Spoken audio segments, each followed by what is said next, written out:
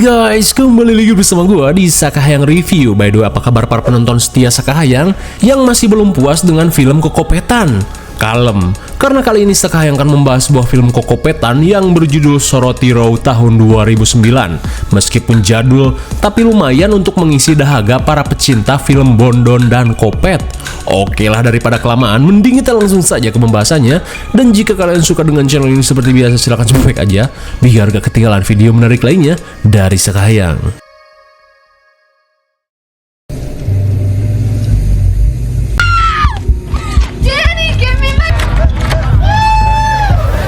Belum apa-apa udah gini.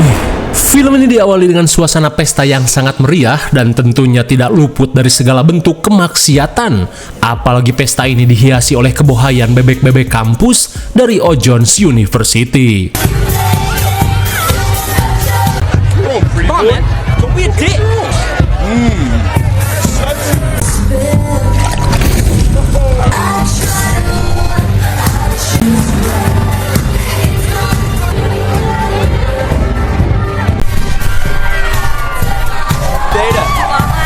I gotta go, sorry.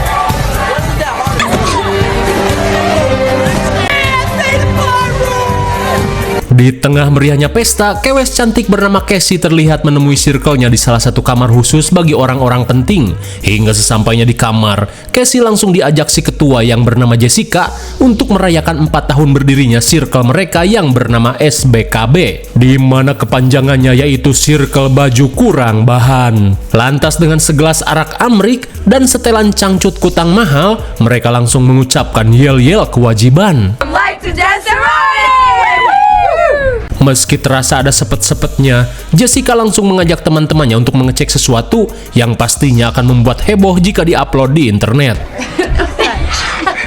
Apparently, she took him back. Is that Garrett? I thought Megan Seketika mereka pun kaget saat melihat live streaming 3GP yang dilakukan oleh seorang kewes bernama Megan. Dan sungguh edan, Jessica berkata jika apa yang dilakukan oleh Megan merupakan sebuah ospek jika ingin masuk ke dalam circle-nya. Hingga di tengah panasnya kemaksiatan, tiba-tiba Oh my god. What the hell?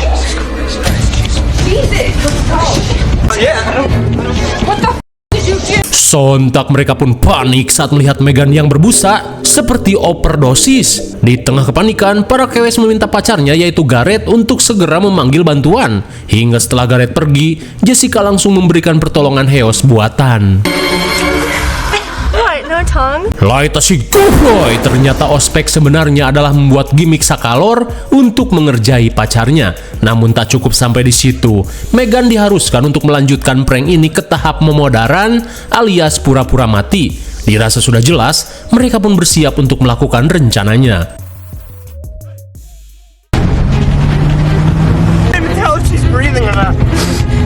What? She's not gonna make it! She's really dead! I need help. Di tengah perjalanan, Garrett yang panik meminta para kewes untuk segera membawa Megan ke rumah sakit.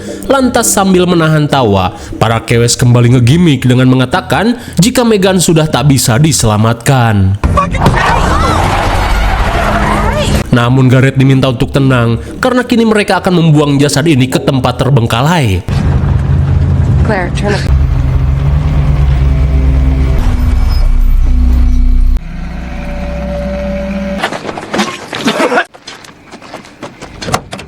Sesampainya di lokasi, mereka pun langsung mempersiapkan prank berikutnya dengan berencana membuang jasad Megan ke kubangan tambang. Lantas setelah menyiapkan HP untuk merekam, mereka pun berusaha membuat mental Garrett semakin tertekan dengan menyarankan Garrett untuk memotong-motong jasad Megan. Kalau tidak, mereka cukup membuat lubang di dada Megan dan mengeluarkan udaranya supaya jasad Megan bisa tenggelam. Mendengar hal itu, Jessica meminta semua orang untuk mencari benda tajam. Hingga saat para kewes berpencar sambil menahan tawa, Garrett yang menemukan kunci roda berniat melakukan sesuatu. So how long are you gonna keep this going? You're right.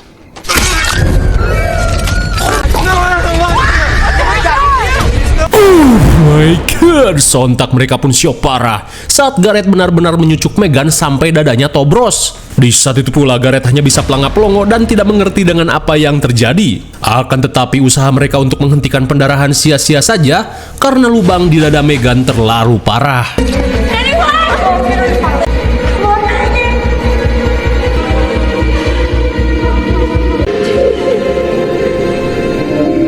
No.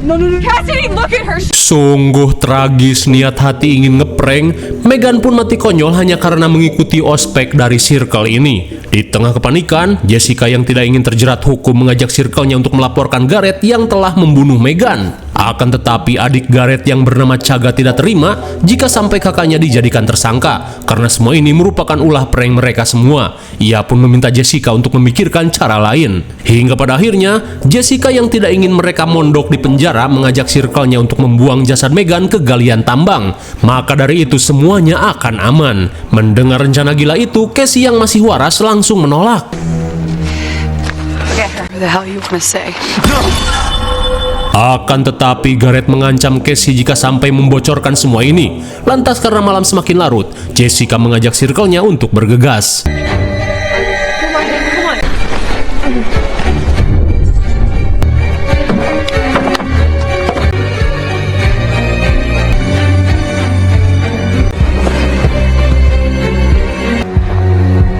What is this?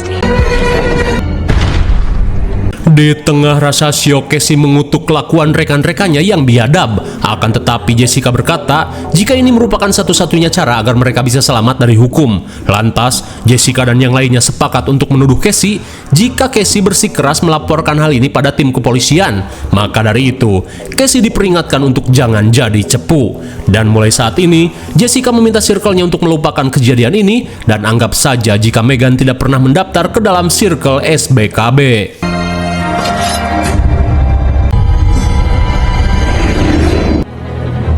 Thank you, Cassidy.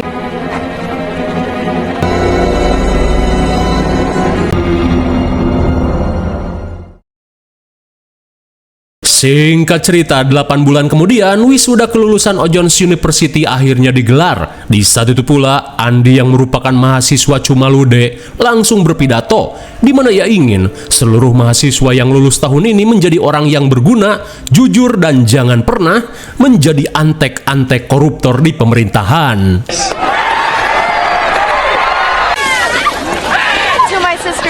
Di tengah serunya minum sebotol simpanse, bisa kita lihat jika hubungan Cassie dan circle-nya menjadi renggang setelah kasus kematian Meghan. Singkat waktu, rupanya Cassie dan Andi adalah pasangan kumpul banteng. Lantas Meghan berkata jika dirinya merasa ragu untuk mengikuti pesta perpisahan di asrama.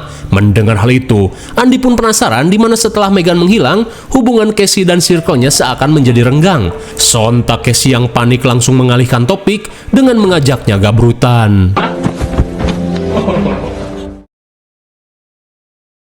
So excited.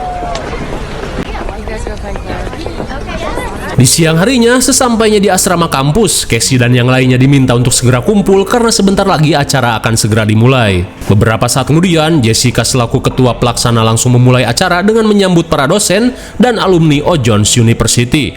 Lantas Jessica yang pura-pura polos langsung melakukan gimmick dengan mengenang sahabatnya yang bernama Meghan, di mana sampai saat ini Meghan tidak diketahui keberadaannya. Jessica pun berharap jika Meghan bisa segera kembali. Namun di saat itu pula, Cassie pun syok parah saat dirinya melihat sosok Meghan.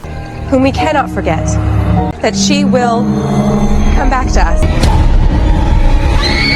As you can see, some of us are still a little overwhelmed by it all. Beberapa saat kemudian, Jessica pun kesal pada Ellie yang malah histeris karena ia khawatir kejadian tadi malah menimbulkan kecurigaan. Di tengah adu bacot, seketika mereka pun kaget saat melihat kedatangan seorang kewes bernama Maggie yang ingin meminta maaf karena kedatangannya telah mengagetkan semua orang. Rupanya Maggie ini adalah adiknya Meghan yang ingin menggantikan posisi kakaknya di pesta kali ini. Setelah cukup melakukan basa-basi, Maggie pun langsung pamit.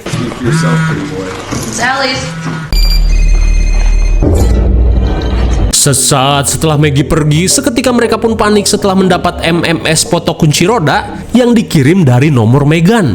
Mereka pun menduga jika pesan ini dikirim oleh Gareth yang tidak terima dengan kematian Meghan. Namun Chaga langsung membantah karena saat ini kakaknya sedang mengalami depresi parah hingga dirawat di RSJ. Di tengah kebingungan, Jessica meminta semua orang untuk mengabaikan pesan tersebut dan fokus untuk mempersiapkan pesta nanti malam.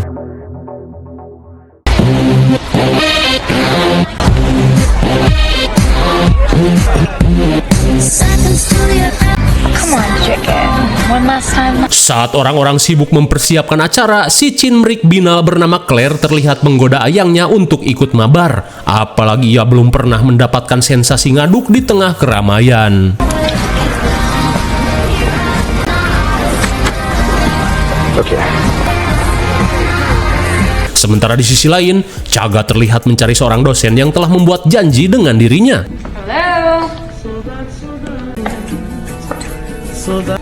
Dr. Rosenberg? Dr. Rosenberg. Rupanya Chaga yang merupakan seorang bebek kampus telah diboking si dosen bernama Rosen untuk melayaninya dengan cara hardcorean. Ia pun berjanji akan membelikan HP BB Gemini jika Chaga bersedia. Meskipun malas, Chaga langsung pergi ke WC untuk ombeh terlebih dulu. Namun saat Chaga ke toilet, seketika Rosen pun heran saat mendengar kedatangan seseorang.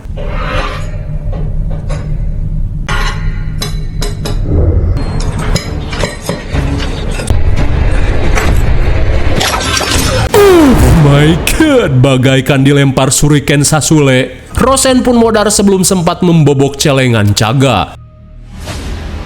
Sesaat kemudian, Chaga yang selesai melakukan persiapan seketika heran saat melihat Rosen yang tiba-tiba menghilang. Dirasa Rosen sedang mencari obat kuat, Chaga yang tak punya banyak waktu berniat mencarinya.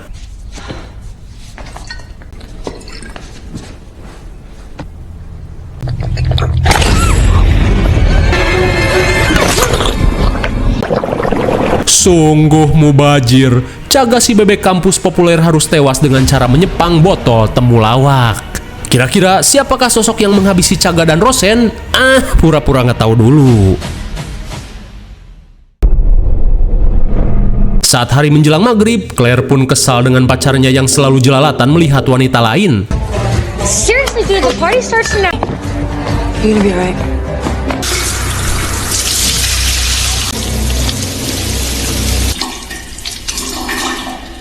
Seusai mandi ala-ala iklan sabun colek, Claire berkata jika dirinya malah selalu kepikiran tentang pesan MMS yang dikirim menggunakan nomor Meghan. Mendengar hal itu, Jessica meminta Claire untuk tenang. Lagi pula, di tempat ini tidak ada satupun orang yang mengetahui kematian Meghan yang sebenarnya selain circle mereka sendiri. Namun di tengah obrolan, mereka tidak menyadari jika percakapannya tidak sengaja terdengar oleh seorang kewes bernama Joanna yang sedang mandi. Hingga saat Claire dan Jessica pergi, Joanna berniat memberitahukan fakta ini pada semua orang. Tapi tiba-tiba...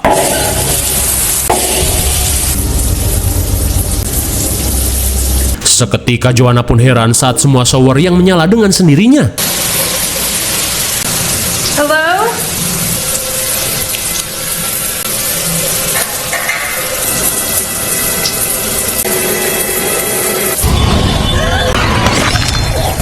Entah apa maksudnya, Joanna yang kini mengetahui fakta kematian Meghan malah dihabisi oleh sosok psikopat ini. Kira-kira apa tujuan psikopat ini yang sebenarnya?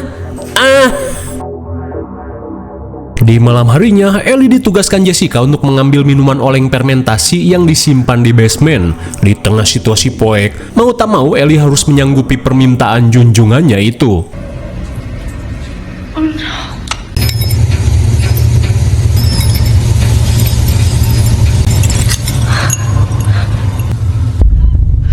Seketika Ellie pun lemas saat mendapati jaket yang dipakai untuk membungkus Meghan tiba-tiba tergantung di tempat ini. Sesaat kemudian, Ellie yang panik langsung menceritakan apa yang baru saja ia lihat. Ia pun yakin jika rahasia kelam ini sudah diketahui oleh seseorang. Saat beberapa dari mereka sudah kena mental, Jessica meminta teman-temannya untuk tenang dan jangan memperparah keadaan. Ia pun meminta semua orang untuk fokus dulu di acara perpisahan malam ini sampai mereka menemukan orang yang telah mengetahui skandal mereka. We stick together.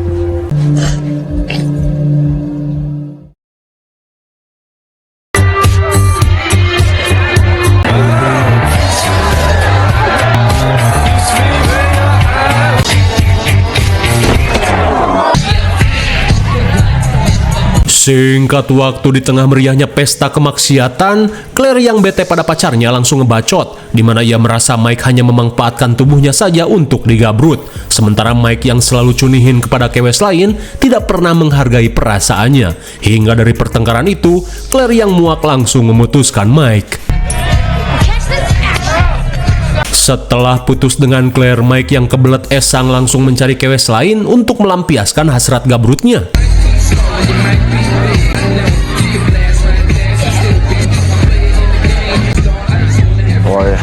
Tanpa basa-basi, Mike langsung memberitahu Ellie jika dirinya sudah putus dengan Claire. Di tengah rasa kalut, Ellie mengajak Mike untuk ketemuan di gudang loteng. Beberapa saat kemudian, Mike yang sudah tidak tahan langsung mencari Ellie di gudang. Alright, look, I promise if you come out, make out. Suwe sekali kedatangan Mike malah disambut oleh psikopat kunci roda. Di tengah rasa ngilu ekstrim, Mike yang terpojok berniat kabur melalui lift barang.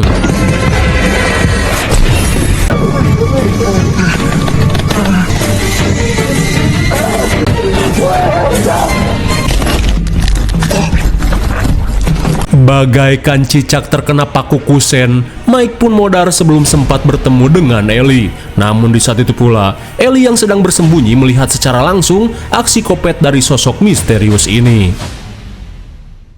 Beberapa saat kemudian, Circle ini langsung menanyakan apa yang sebenarnya terjadi pada Ellie. Lantas Ellie berkata, jika dirinya baru saja melihat aksi pemodaran yang dilakukan psikopat bersenjatakan kunci roda kepada Mike. Saat teman-temannya tidak percaya, Ellie meminta mereka untuk mengeceknya saja ke gudang loteng. You know, Cassidy, sometimes... Oh my God. Sontak mereka pun syok parah saat mendapati jasad Mike yang seperti bangkai tikus kegencet. Mereka pun merasa ngeri saat melihat senjata yang digunakan psikopat ini merupakan kunci roda yang sudah dimodifikasi menjadi shuriken Uchiha Sasule. Oh my God. Kepanikan pun semakin menjadi saat mereka kembali diteror dengan dikirimi video kematian Megan. Mereka pun diancam untuk kembali ke pertambangan dalam 20 menit dan jika terlambat, video ini akan ia kirimkan kepada pihak kepolisian. Sesaat kemudian, Casey memberitahu Claire jika Mike sudah meninggoy. Ia pun diminta untuk bersiap karena sebentar lagi mereka akan pergi ke TKP.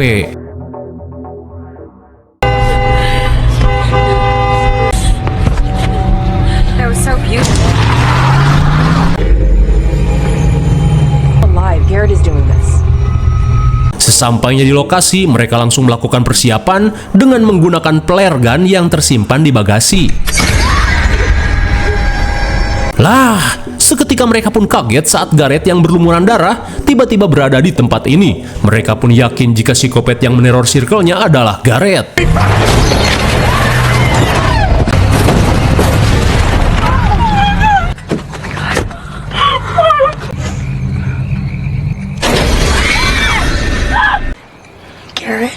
Eta si Kubroy, tanpa basa-basi, Jessica langsung menghantam Garrett bak pulici di negeri Wakanda. Namun mereka yang masih penasaran berniat mengecek ke dalam lubang untuk memastikan keberadaan jasad Megan. Hingga sesaat kemudian, Casey memberanikan diri untuk menuruni lubang galian.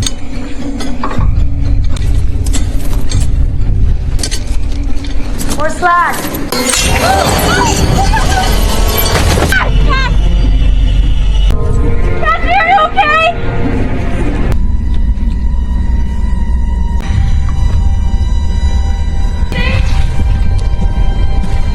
Sontak Casey pun syok parah saat jasad Megan sudah menghilang. Namun seketika perhatian Casey teralihkan saat ia menemukan tulisan yang menginginkan Circle Jessica modar satu persatu.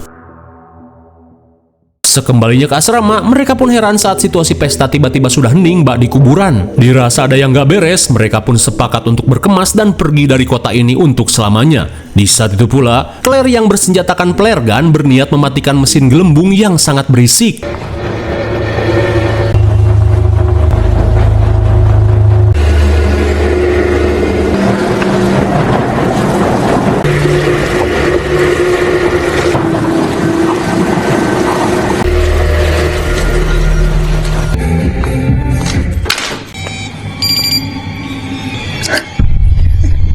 Sementara di dalam asrama, mereka pun panik saat mendapat pesan dari Chaga yang menyatakan jika dirinya sudah modar. Lalu tiba-tiba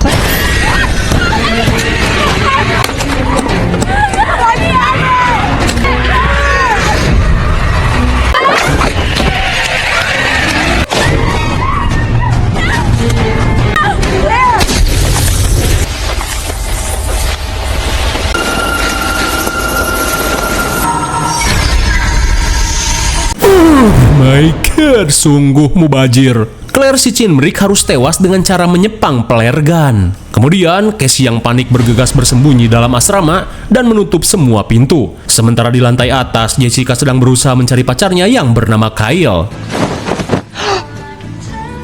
Sontak Jessica pun heran saat melihat Maggie yang sedang rebahan di kamarnya. Lantas dengan bangganya, Maggie berkata jika dirinya baru saja selesai gabrutan dengan Kyle. Sontak Jessica pun kesal saat mengetahui Maggie ngaduk dengan pacarnya.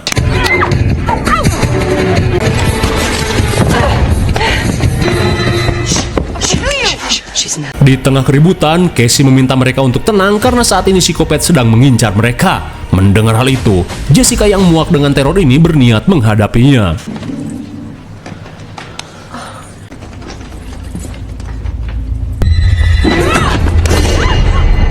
Dengan refleks dewanya, seorang penjaga asrama bernama Carrie berhasil menggaplok Jessica. Lantas sambil menenteng bedil FF, Carrie berkata jika asrama ini sedang diteror oleh sosok berjubah bagong ngepet. Lantas, Carrie meminta para kewes untuk bersembunyi dan memanggil polisi, sementara ia akan pergi mencari keberadaan psikopat. Beberapa saat kemudian, Carrie yang berhasil menemukan jejak psikopat langsung mencarinya ke dapur.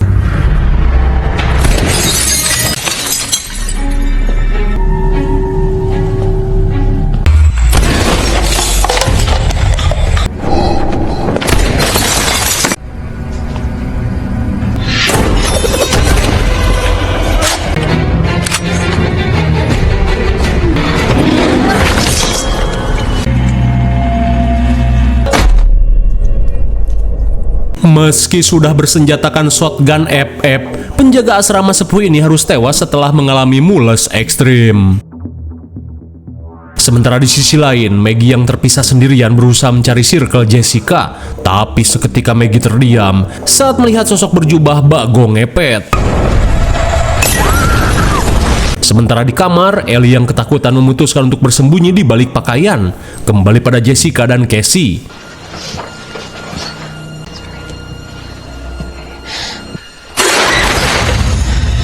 Sontak mereka pun kaget saat melihat kedatangan pacar Jessica dengan setelan jubah bagong ngepet. Mereka pun curiga jika Kyle adalah psikopat yang selama ini meneror mereka. Fucked her, didn't you?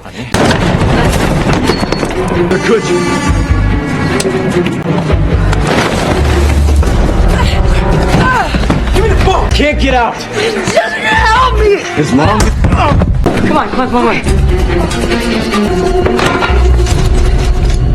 Hell with the house on fire. Shit! Di tengah pelarian, mereka pun kaget saat menyadari asrama ini mengalami kebakaran. Tak lama kemudian, mereka yang mendengar suara Kyle bergegas bersembunyi di dalam toilet. My god, betapa syoknya mereka saat mendapati jasad Megan tiba-tiba tergantung di WC asrama. Di tengah rasa syok, Jessica berniat memastikan suara kedatangan Kyle.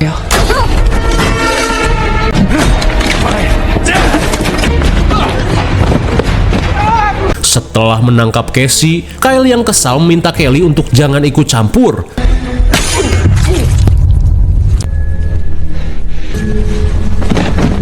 Sontak Kelly pun syok dengan Andy yang begitu entengnya menghabisi manusia. Di saat itu pula, Jessica mengajak semua orang untuk segera kabur.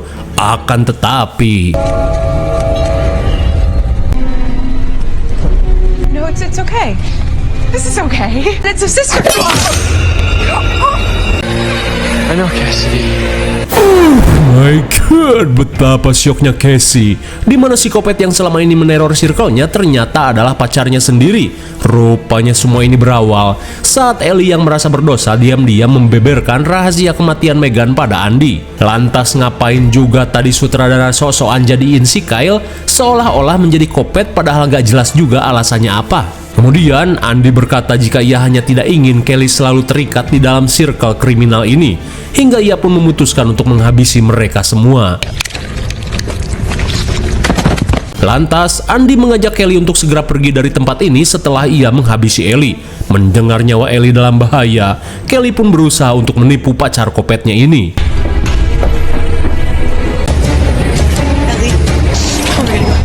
What? Sontak Andy pun kecewa karena Casey lebih memilih circle ini dibandingkan dirinya, dan sangat ujug-ujug seketika Andy memutuskan untuk menghabisi pacarnya ini.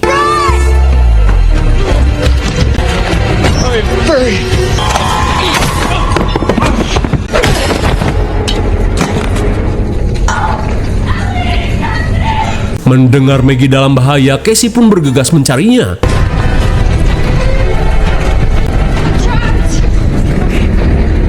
What? I left your sister. I'm not. Getting goosebumps. Kepanikan pun semakin menjadi saat melihat kedatangan Andy. Tak cuman itu, dengan skill barudak bandring, Andy ngemodif senjatanya menjadi Blade of Chaos. Stay still.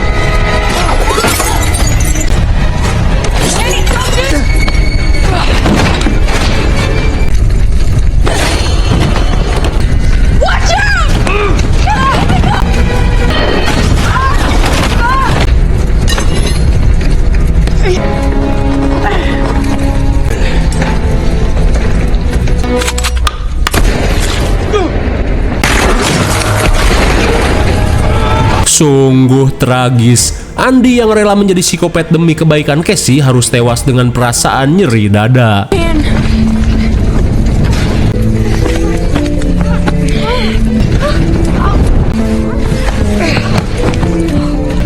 But then I thought, what are sisters for? Discuss me, try to shove me. Got some things that I do better on my way. Send it blue. Get the hell out of away from you.